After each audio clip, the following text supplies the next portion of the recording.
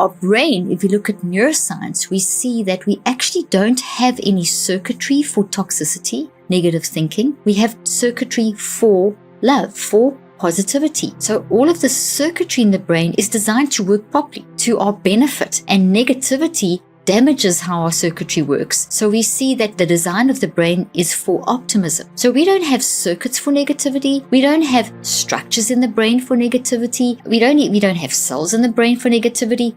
Everything about how the brain works, from the structures to the cells, to inside the cells, to the neural wiring, to the neurochemicals, to the neurohormones, to the neuroimmune system, it's all designed for your survival. It's all designed for the positive side. So we call that an optimism bias. Now, the mind is separate from the brain. You've heard me say this a million times before if you've listened to me a lot. The mind and the brain are separate, but inseparable. So when we talk about the mind, we're talking about thinking, feeling, choosing, and we're talking about a quantum energy. So to understand the mind being wired for love, we can look at quantum physics. So quantum physics is often referred to as the theory of thought. And when you look at quantum physics and you get down to the sort of theory of quantum physics, we see that that literally our minds are waves of love. And they talk about it being waves of love because when our mind is operating in the best way possible, we see these waves of love in the brain. So you can see me now as a whole person, and if you went inside my head and my body, you'd see all the different parts, and if you go inside that, you'll see the cells, and you'll go inside the cells, and eventually you get to the level of the individual particles, and then when you look at particles, you get to waves. So when I talk about the mind generating waves of energy and love waves, that is the most fundamental part of you. So at your most fundamental level, you are basically waves of love. And when you translate them all back up into the physical and you get to the actual brain, we see from neuroscience that everything about the brain is designed for our survival. Everything about our mind is designed for our survival. The interaction between your mind moving through your brain and your brain responding is all about survival. So having an optimism bias is naturally the baseline design of the waves of your mind and the baseline design of your brain. So if that's the case, then we have to ask ourselves, why are we negative? Why do people get negative? Why do we get into states of negativity? Well, the reason being is that it is normal to look for optimism, to have this optimism bias. So when something's very negative or something very toxic happens in your environment or in your life or in what you're reading, it draws our attention not because we have a negativity bias, but because we have an optimism bias. So the toxicity goes against the natural wiring of the brain and the natural design of the mind. And so therefore, there's an imbalance created. So there's an imbalance in the mind when you read that toxic negative thing, or you think that negative thought, or you hear that negative statement, or someone speaks something negative to you, or you're immersed in some sort of negative environment. That does draw our attention. But not because we're drawn to the negativity because of the negativity itself. We are drawn to the negativity because it's warning us that that's not the normal situation. It throws our mind into an imbalance. It throws our brain into an imbalance. So for survival, we have to restore the balance in our mind and we have to restore the balance in the brain. So when you're thinking negatively, you actually throw the energy response in the brain into a negative state. So your brain, as I often tell you, is responding to your mind. So let's say you're thinking that very negative thought and you're thinking a lot about that negative thought and you're thinking for a long time about that negative thought. The waves of your brain become incoherent. So there's a lack of coherence. Coherence meaning balance. So your brain's got two sides. And what will happen when we think negative thoughts is that you will get an imbalance between the left side and the right side in the different waves of the brain.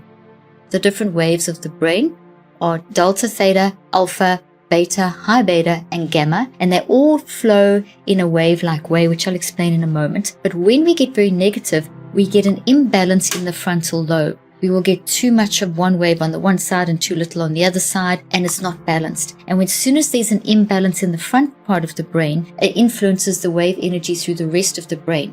We want balance between the two sides of the brain. The optimism wiring, or the wired for love nature of the brain, is one of balance. So the negativity throws the balance out. So it's kind of like if you get a virus in your body, then your immune system will immediately send out cells to fight against that, like little soldiers to fight against that in different ways. It's like a whole army with different roles that then comes out to try and fight the virus. So when we're negative, our mind and our brain respond in the same way, that we actually go out to try and resolve this problem. There's an imbalance in the wave energy. There will be too much high beta, and high beta is really good for focus, but when you have too much of it for too long, you actually don't have good focus. You get the opposite happening. When you don't have the right amount of alpha, for example, if it drops too low, then you don't have very good insight. If you have too much gamma, then you're not being selective in your learning. You're just kind of absorbing all this information and you'll feel overwhelmed. So negativity does those kinds of things to your brain because it's not natural. So then we're drawn to that to fix it, because that's creating a problem with the neurochemicals, those brain waves that are now not functioning like they should, and out of the lack of coherence between the two sides of the brain, that causes a reaction that we got to fix this. So it sends us a warning signal, and that warning signal is this like level of discomfort that, something's not right. And that warning signal, when you feel that in your subconscious mind, when something starts moving into your conscious mind, where you get that feeling of something's not right, that's your mind and brain working together to tell you, hey, pay attention to that negative statement that you're making, or that negative thought that you're thinking, or that constant negative stuff that you're immersing yourself in, and that state of mind that you've now got in, and do something about it, because that's actually damaging the brain. It's upsetting the brain waves. It's upsetting the neurochemistry. It's upsetting the immune system. Your immune system functions dropping. You're going to cause inflammation in your brain, and inflammation isn't good for your brain. It isn't good for your body. You'll even affect the DNA in your brain, the cells of your brain and the cells of your body, and we find that your cellular health is not so good. And that can happen. The more negative you become, the more that happens, the worse it actually gets. But once you start managing the negativity, then you can reverse that process. This is the beauty of a neuroplastic brain. As we use our mind to manage our mind and get our mind under control, then what that happens is that we send a different kind of wave energy through the brain. Those love waves from our mind moves through our brain and help to restore balance in the brain, and help to then lower the cortisol and lower the homocysteine and lower the inflammation and help boost the immune system and start getting the flow of chemicals, and all that then translates into your mind into clearer thinking and more integrated thinking, and so on and so on. And that can happen really fast. The way that you deal with a negative thought has an immediate impact on the way that your brain and body are functioning. So the way you use your mind really does change your brain and body in an instant. And obviously it takes a bit of time. If you've got into the habit of thinking negatively, and if it's a pattern that you've developed, if you've practiced being negative, whatever you think about the most will grow. So if you just constantly always first thing see a bunch of negative and just find yourself going down this negative rabbit hole, if that's the pattern you've created, you've actually wired a toxic neural network into your brain. That is a viewpoint that you have of life. If you have this negative mindset about everything, then as something happens, this is how you view it. So instead of seeing the cup half full, we're seeing it half empty. You're seeing, oh my gosh, this and this and this and this and this, and you immediately lapse into the negative. Now, if you've been doing that for longer than 9 weeks, 63 days, that's become a very powerful network in your brain. It's toxic, so it's actually causing brain damage. It's doing that whole inflammation thing that I described a moment ago, and it's not good for you. And your body, your whole immune system is rejecting this. As much as your immune system is will fight against a virus, your immune system will fight against this. So negative thinking is creating this, and your natural positivity, optimism bias is trying to deal with this. So you get this kind of war going on.